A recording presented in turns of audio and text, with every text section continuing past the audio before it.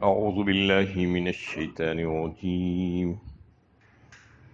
بسم الله الرحمن الرحيم. وقال يا بني لا تدخلوا من باب واحد وادخلوا من أبواب متفرقة وما أغني عنكم من الله من شيء إن الحكم إلا لله علیہ توکلت وعلیہ فلیتوکل المتوکلون۔ اور اس نے کہا، بیٹو، ایک ہی دروازے سے داخل نہ ہونا بلکہ الگ الگ دروازوں سے داخل ہونا۔ میں اللہ کے مقابل تمہارے کچھ کام نہیں آ سکتا، فیصلہ اللہ ہی کا نافذ ہوتا ہے۔ اسی پر میں نے بھروسہ کیا اور بھروسہ کرنے والوں کو اور اسی پر بھروسہ کرنا چاہیے۔ یہ سورہ یوسف کی 66 نمبر کی آیت ہے۔ اس سے گزشتہ آیت میں یہ بات چل رہی تھی کہ حضرت یعقوب علیہ السلام کو ان کے بیٹوں نے آ کر حال سنایا مصر کا، اور کہا کہ آئندہ کے لیے ہمارے لیے شرط رکھ دی گئی ہے کہ غلہ اسی صورت میں ہم کو ملے گا کہ جب ہم اپنے چھوٹے بھائی بنیامین کو ساتھ لے کر جائیں گے۔ اس پر حضرت یعقوب علیہ السلام نے آخرکار اتفاق کیا اور پھر ان لوگوں سے خول و قرار لے کر اپنے چھوٹے بیٹے کو بھی ان کے ساتھ بھیجنے کا تہیہ کر لیا۔ اب روانہ ہونے سے پہلے یہ وصیت فرما رہے ہیں حضرت یعقوب علیہ السلام اپنے تمام بچوں کو، یہ کہہ کر کہ دیکھو بیٹو، تم جب شہر میں داخل ہوتے رہو تو اس وقت الگ الگ ہو جانا، متفرق ہو جانا، اور الگ الگ دروازوں سے تم اس میں داخل ہونا، ایک ہی جگہ سے داخل نہیں ہونا۔ اس کی کیا وجوہات تھی ایسا کہنے کی؟ اندازہ ہوتا ہے کہ پہلے تو مصر کے باہر ایک فصیل رہی ہوگی، اس کے کئی دروازے ہوں گے، اور یعقوب علیہ السلام نے یہ ہدایت انہیں اس لیے کی تاکہ جتھے کی صورت میں مصر میں داخل ہونے پر ان کو شک و شبے کی نگاہ سے نہ دیکھا جائے، کیونکہ فلسطین کے جو علاقے تھے جیسا کنعان وغیرہ، یہ آزاد قبائلی علاقے تھے اس وقت، اور اس علاقے کے لوگوں کو مصر میں شک کی نگاہ سے دیکھا جاتا تھا۔ اس لیے اس کو احتیاطی طور پر ایک تدبیر اختیار کرنے کے لیے انہوں نے یہ بات کہی کہ لوگوں کو معلوم نہیں کہ یہ کون ہے، جتھا کس غرض سے ملک میں داخل ہوا ہے، شبہ کیا جا سکتا ہے اس وقت کے حالات کے پیش نظر، لوٹ مار کا بھی اور جاسوسی کا بھی۔ ایک بات تو یہ تھی، اور دوسری وجہ اس کی یہ تھی کہ تم سب کے سب خود آور، صاحب جمال، صاحب وجاہت ہو، اور ایک ہی باپ کی اولاد ہو، سب بھائی بھائی ہو، 11 بیٹے ایک ساتھ مرد جو ہے کہیں پر اگر داخل ہوں تو ہو سکتا ہے کہ لوگوں کی نظروں میں آئے، جس کی وجہ سے ان کے دل میں حسد پیدا ہو، یا اور ایک چیز یہ ہو سکتی ہے کہ بری نظر بد جسے کہا جاتا ہے، وہ تمہیں لگ سکتی ہے اس کی حفاظت کی خاطر۔ نظر بد کے تعلق سے یہ عقیدہ رکھنا چاہیے کہ یہ حق ہے، العین حق فرمایا صحیح بخاری میں کتاب الطب باب العین حق میں، اور صحیح مسلم میں بھی اس کے تعلق سے فرما دیا گیا العین حق، یہ حدیث آئی ہے۔ تو اس کے تعلق سے یہ نہ سوچنا کہ یہ جاہلانہ اور وہم اور خیال ہے، بلکہ حق ہے، یہ سچ ہے۔ قرطبی نے ایک حدیث کو روایت کیا ہے جس کو رسول اللہ صلی اللہ علیہ وسلم نے فرمایا کہ بری نظر انسان کو خبر میں اور اونٹ کو ہنڈیا میں داخل کر دیتی ہے، اور آپ صلی اللہ علیہ وسلم نے جن جن چیزوں سے پناہ مانگنے کے لیے کہا ہے اس میں بری نظر سے پناہ مانگنے کے لیے بھی کہا ہے۔ کل عین لامہ کہا، من کل عین لامہ، جیسا دیگر بہت سی چیزوں سے پناہ مانگنے کے لیے آپ نے فرمایا، تو نہ صرف خود پناہ مانگے بلکہ امت کو بھی اس کی تلقین فرمائی کہ اس سے پناہ مانگی جائے۔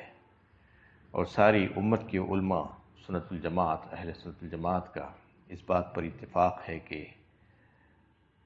بری نظر حق ہے، العین حق، اور اس کی وجہ سے نقصان پہنچ سکتا ہے انسان اور جانوروں کو، اور اس سے تکلیف پہنچ سکتی ہے۔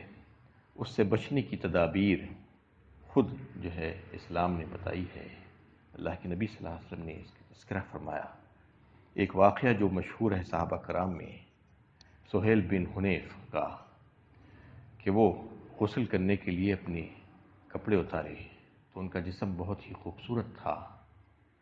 بڑا سرخ و سفید۔ اس پر ایک دوسرے صحابی عامر بن ربیعہ نے ان کے جسم کو دیکھ کر کہا کہ ایسا بدن میں نے آج تک نہیں دیکھا، کتنا حسین بدن ہے۔ یہ کہنا تھا کہ ان کو سخت بخار چڑھ گیا۔ نبی صلی اللہ علیہ وسلم کے سامنے یہ بات آئی تو آپ صلی اللہ علیہ وسلم نے ان کو بلا بھیجا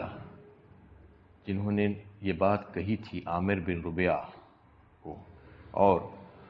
ان کے ہاتھ اور پاؤں اور چہرے کو دھلا کر وہ پانی کو ایک برتن میں جمع کیا گیا، اور پھر جس کو نظر لگی تھی ان کے اوپر سے، ان کے سر کے اور ان کے جسم کے اوپر سے اس کو بہایا گیا۔ یہ طریقہ بتایا کہ اگر خاص طور پر کسی کو یہ معلوم ہو کہ ان کی نظر لگی ہے، فلاں کی نظر لگی ہے، تو یہ طریقہ مسنون طریقہ، سنت اللہ کے نبی صلی اللہ علیہ وسلم نے جو ہے اس کو بتایا ہے، اور یہ حضرت امام مالک موطا امام مالک نے میں جو ہے اس کو لیا ہے باب الوضو عین الحق میں، تو یہ طریقہ کار بتایا گیا ہے۔ اور اس سے بچنے کی جو تدابیر ہیں، جو امت کو ہدایت جو دی گئی ہے، اس میں یہ کہ اگر آپ کسی کے کمالات، کسی کی خوبی، کسی کے خیر اور بھلائی کی چیز کو اگر دیکھیں جس پہ آپ کو تعجب ہو، قابل تعجب ہو، وہ حیرت انگیز ہو، تو یہ نہیں کہنا کہ یہ بہت اچھا ہے، واہ کیا اچھا ہے، جیسا لوگ عام طور پر کہہ دیتے ہیں کہ کیا خوبصورت ہے، نہیں، بلکہ کہنے کا طریقہ سکھلایا گیا ہے سورہ کہف 15ویں پارے میں، ما شاء اللہ لا قوت الا باللہ، ایسا کہنا چاہیے۔ کسی کی خوبی اور کمال دیکھیں تو یہ کہنا کہ یہ اللہ کی طرف سے، ما شاء اللہ لا قوت الا باللہ، یا بارک اللہ لنا، اللہم بارک کہنا کہ اللہ تعالیٰ خوب برکت دے۔ اور اگر اور جو ہے اس کے تعلق سے، اس سے اگر کسی کو نقصان پہنچ جائے، جیسا کسی کو نظر بد لگ جائے، تو معوذتین پڑھ کر دم کرنے کے لیے بھی کہا گیا ہے، سورہ فلق اور سورہ ناس۔ یہ ساری تدابیر جو ہے اختیار کرنے کے لیے کہا گیا ہے کہ اگر کسی کو نظر بد لگ جائے تو اس کے تعلق سے یہ یقین ہونا چاہیے کہ یہ حق ہے اور یہ ہوتا ہے، اور اس سے بچنے کی تدابیر انسان کو اختیار کرنی چاہیے، نہ اس سے نقصانات بھی انسان کو ہوتے ہیں۔ تو اس میں حضرت یعقوب علیہ السلام کا یہ کہنے کا مقصد اور منشا ایک یہ بھی تھا کہ تم الگ الگ دروازوں سے داخل ہونا کہ لوگوں کی نظر نہ لگ جائے۔ پھر اس کے فوراً بعد یہ فرمانا، وما اغنی عنکم من اللہ من شیء، میں اللہ کے مقابل تمہارے کچھ کام نہیں آ سکتا، ان الحکم الا للہ، فیصلہ اللہ ہی کا نافذ ہوتا ہے، علیہ توکلت وعلیہ فلیتوکل المتوکلون، اسی پر میں نے بھروسہ کیا اور بھروسہ کرنے والوں پر اسی پر بھروسہ کرنا چاہیے۔ مطلب یہ ہے کہ اللہ کے فیصلوں میں، اللہ کی مشیت اور ارادوں میں کو کوئی ٹال نہیں سکتا، اس کو کوئی اڑا نہیں سکتا۔ اللہ تعالیٰ کے فیصلوں کو بدلنے کا کسی کے پاس اختیار نہیں ہے، انسان کے ہاتھ میں تدبیر ہے، انسان کو تدبیر اختیار کرنے کے لیے کہا گیا ہے۔ وہ تقدیر اور قضا میں کوئی تبدیلی نہیں لا سکتا، کیونکہ تدبیر انسان کے ہاتھ میں رکھی گئی ہے، اس لیے وہ سوچ سمجھ کر اچھے طریقے سے اس کو اختیار کرے۔ بحیثیت انسان کو اللہ تعالیٰ نے عقل و شعور عطا فرمایا ہے، اس لیے وہ اچھی سے اچھی تدبیر اختیار کرے۔ جب یہ بات کہی جا رہی ہے کہ اللہ تعالیٰ کے فیصلوں میں، قدر و تقدیر کے فیصلوں میں کوئی تبدیلی نہیں لا سکتا، تو لوگ یہ کہہ سکتے ہیں کہ پھر جب کوئی تبدیلی آ ہی نہیں سکتی تو پھر تدبیر کرنے کا فائدہ کیا ہے؟ تدبیر کرنے کا فائدہ یہ ہے کہ آپ جو تدبیر کریں گے اسی کے مطابق آپ کی تقدیر لکھی گئی ہے، کیونکہ آپ جو کرنے والے تھے اللہ تعالیٰ نے اس کو لکھ دیا، وہ جانتے تھے۔ ساری مخلوقات کے پیدا کرنے سے 50,000 سال پہلے ساری انسانوں کی، اس کائنات کی تقدیر کو لکھ دیا گیا ہے کہ وہ کیا کیا عمل کرنے والے ہیں۔ تو آپ جو تدبیر کرنے والے ہیں اسی کے مطابق آپ کی تقدیر ہے۔ تو تدبیر انسان اچھی اختیار کر سکتا ہے، تقدیر تو اس کے ہاتھ میں نہیں ہے، ہاں تدبیر اس کے ہاتھ میں ہے۔ انسان کو اللہ تعالیٰ نے عقل دے کر پیدا کیا ہے۔ کوئی اگر یہ کہے کہ مجھے مرنا ہی ہے تو میں مر ہی جاؤں گا، راستے پر نکل کر شاہراہ پر تیزی کے ساتھ دوڑتا ہو اگر جائے گا تو مرے گا ہی۔ اس کو یہ تدبیر اختیار کرنا پڑے گا کہ وہ آہستہ سے دیکھ کر سنبھل کر احتیاط کے ساتھ باہر نکلے۔ یہ تدبیر ہے۔ تقدیر پتہ نہیں اللہ تعالیٰ کیا چاہ رہے ہیں، اللہ تعالیٰ نے کیا لکھا ہے ہمارے لیے، ان کو اس کا علم ہے۔ تو یہ بتا دیا گیا ہے کہ تقدیر تمہاری مقرر ہے۔ ایمان کا ایک جز ہے تقدیر۔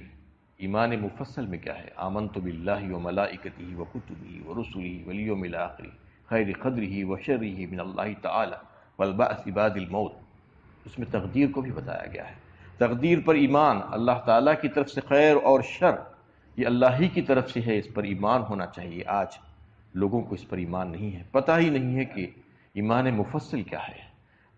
تو اگر کسی کو معلوم ہو جائے کہ تقدیر اللہ تعالیٰ کی طرف سے ہے، اس کا خیر اور شر، تو پھر یہ بھاگتا بھاگتا نہیں پھرے گا، ان کی اور ان کے پیچھے منتیں سماجتیں کرتے نہیں پھرے گا، ان کو اور ان کو نفع نقصان کا مالک نہیں سمجھے گا۔ یہ بات اچھی طریقے سے اس کے ذہن نشین ہو جائے گی کہ نفع اور نقصان کا مالک صرف اور صرف میرا مالک، میرا اللہ، میرا رب ہے۔ اس نے میرے لیے مقدرات طے کر دیے ہیں اور بس مجھ سے کہا گیا ہے کہ تدبیر اختیار کرو، تو میں تدبیر اختیار کر رہا ہوں۔ تو اس میں حضرت یعقوب علیہ السلام نے جو تدابیر اختیار کی تھی، جو احتیاط تھی، اس کو تو اختیار کیا، لیکن اس کے فوراً بعد فرما دیا گیا کہ میں اللہ کے مقابل کچھ نہیں کر سکتا، اللہ تعالیٰ کی مشیت اور ارادے کو میں ٹال نہیں سکتا، اور حکم تو اللہ تعالیٰ ہی کا ہے، اس کے سوا کون حکم کر سکتا ہے، اور میں بھی اسی پر بھروسہ کرتا ہوں، اور سارے بھروسہ کرنے والوں کو اسی پر بھروسہ کرنا چاہیے۔ وَلَمَّا دَخَلُوا مِنْ حَيْثُ أَمَرَهُمْ أَبُوهُمْ ما كان يغني عنهم من الله من شيء إلا حاجة في نفس يعقوب قضاها وإنه لذو علم لما علمناه ولكن أكثر الناس لا يعلمون۔ پھر جب وہ داخل ہوئے جس طرح ان کے باپ نے انہیں ہدایت کی تھی، تو یہ تدبیر اللہ کی تقدیر کے مقابل میں ان کے کچھ کام نہ آ سکی۔ ہاں یعقوب نے اپنے دل میں ایک ضرورت محسوس کی تھی جسے اس نے پورا کر دیا، بلا شبہ وہ ہماری دی ہوئی تعلیم کی بنا پر صاحب علم تھا، لیکن اکثر لوگ جانتے نہیں ہیں۔ جیسا کہ باپ نے خواہش کی تھی بچوں سے کہ تم ایک ہی دروازے سے داخل نہیں ہونا، ان کی خواہش کا احترام کرتے ہوئے ان بچوں نے الگ الگ دروازوں سے داخل ہو گئے، لیکن اس کے باوجود بھی جو ہونا تھا وہ تو ہونا ہی تھا۔ راستے میں تو آسانی کے ساتھ اطمینان بخش انداز میں راستہ طے ہو گیا، وہاں پر تو تدبیر کام آئی، کوئی حادثہ پیش نہیں آیا، کوئی حسد اور کوئی بری نظر نہیں لگی، لیکن سفر کا جو دوسرا حصہ تھا اس میں جو حالات پیش آئے اگلی آیتوں میں آ رہے ہیں کہ ان کے چھوٹے بیٹے کو جس کے لیے حضرت یعقوب علیہ السلام نے خدشے کا اظہار کیا تھا، وہی ہوا کہ ان کو روک لیا گیا وہاں پر۔ تو اس میں بتایا جا رہا ہے کہ جو تدبیر اختیار کی گئی تھی اللہ کی تقدیر کے مقابلے میں ان کے کچھ بھی کام نہیں آ سکی۔ یہ بات بالکل طے ہے کہ جب انسان تدبیریں اختیار کرتا ہے، بہت کوششیں اور محنتیں کرتا ہے، مشقتیں اٹھاتا ہے، لیکن اس کے باوجود بھی کئی ایک معاملات میں یہ دیکھتا ہے کہ اسے ناکامی ہو رہی ہے۔ حضرت علی کرم اللہ وجہہ نے اسی کے تعلق سے فرمایا کہ میں دیکھتا ہوں کہ انسان کوششیں کرنے کے باوجود بھی ناکام ہوتا ہے، تو یہ بات کا احساس ہوتا ہے اور یقین پیدا ہو جاتا ہے کہ ایک ایسی ہستی ہے جو اس ساری کائنات کو چلا رہی ہے، جو وہ چاہتی ہے وہ ہوتا ہے، جو نہیں چاہتی ہے نہیں ہوتا ہے۔ انسان چاہے کتنی تدبیریں اختیار کر لے، بس اوقات بہت تدبیریں اختیار کرتا ہے انسان، لیکن اس کے باوجود وہ کام نہیں ہو پاتا، وہ ناکام ہو جاتا ہے اس میں۔ تو اس میں بھی ایسا ہی ہوا کہ ان کی تدبیروں کے مقابل اللہ کی تقدیر نہیں بدل سکی، ان کے کچھ کام نہیں آ سکی وہ تدبیریں۔ ہاں یعقوب علیہ السلام نے اپنے دل میں ایک ضرورت محسوس کی تھی اور انہوں نے ایک احتیاط کے طور پر وہ کام کیا تھا، اور اس کا علم ان کو دیا گیا تھا، کیونکہ تدبیر اختیار کرنے کے لیے انسان کو کہا گیا ہے، حکم دیا گیا ہے، اسباب کے دائرے میں رہتے ہوئے انسان کو زندگی گزارنے کے لیے کہا گیا ہے۔ اسباب اور وسائل اللہ تعالیٰ ہی کے پیدا کردہ ہیں، اور اسباب کو اختیار کرنے کے لیے کہا گیا ہے۔ اپنی طاقت کے مطابق انسان کو چاہیے کہ اسباب کو اختیار کرے، لیکن نتائج اللہ تعالیٰ کے اوپر چھوڑ دے۔ نتائج کے لیے یہ نہ سمجھے کہ میں نے یہ اسباب اور وسائل کو اختیار کیا تھا اس لیے مجھے یہ نتائج ملے ہیں، نہیں، کتنا بھی آپ اختیار کر لیجئے نتائج تو اللہ تعالیٰ ہی لائیں گے۔ تو یہ بات سمجھ لینی چاہیے۔ حضرت یعقوب علیہ السلام نے بھی ایسا ہی کیا تھا کہ انہوں نے تدبیر اختیار کی تھی، لیکن نتیجہ تو اللہ تعالیٰ کے ہاتھ میں تھا۔ وَإِنَّهُ لَذُو عِلْمٍ لِمَا عَلَّمْنَاهُ فرمایا وَلَكِنَّ أَكْثَرَ النَّاسِ لَا يَعْلَمُونَ، یعنی بلا شبہ وہ ہماری دی ہوئی تعلیم کی بنا پر صاحب علم تھا۔ مطلب یہ تھا کہ انہوں نے جو تدبیر اختیار کی تھی وہ تو ہماری دی ہوئی تعلیمات کی بنا پر تھی کہ انسان کو تدبیر اختیار کرنی چاہیے، لیکن تدبیر اختیار کرنے کے باوجود بھی فاعل حقیقی، مؤثر حقیقی کس کو سمجھنا چاہیے؟ مسبب الاسباب کو، اللہ تعالیٰ کو۔